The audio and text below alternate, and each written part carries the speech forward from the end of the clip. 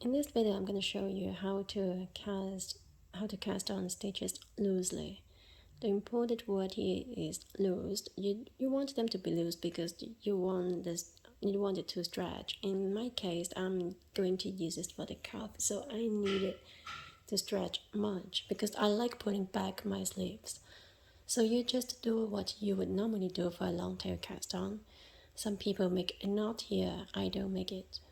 I just twist my yarn, and this is my first stitch,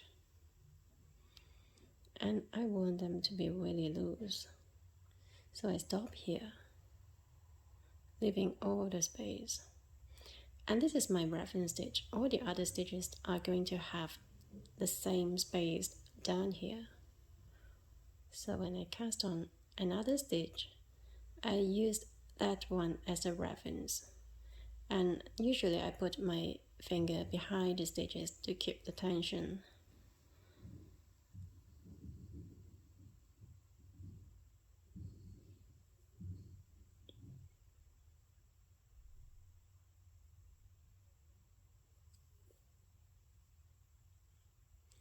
I have to pull more at my thumb rather than at my index finger.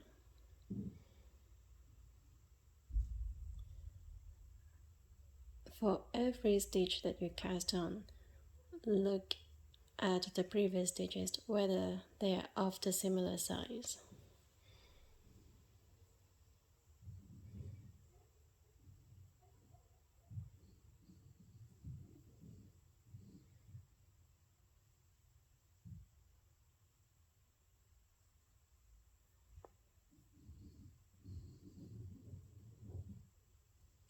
As you can see, I don't know if you can see, the third stitch is not much even with the rest, so I'm going to undo it and we do it from there.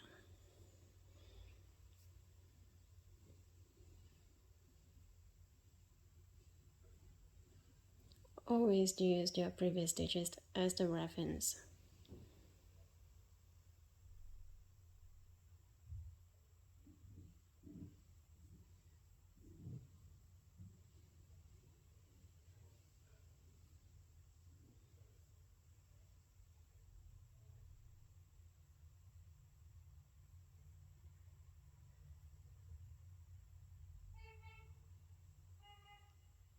If you find it easier, you can also use your fingers use the fingers of your right hand to hold this part of your knitting to keep it at the right distance.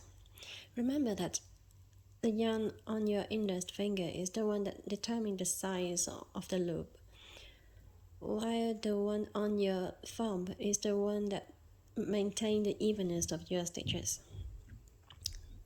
So while I am holding with my right hand, I am keeping the distance so that I can pull my thumb tight and it won't get too small. Again, I hold with my right hand the size of the stitch and pull it tight.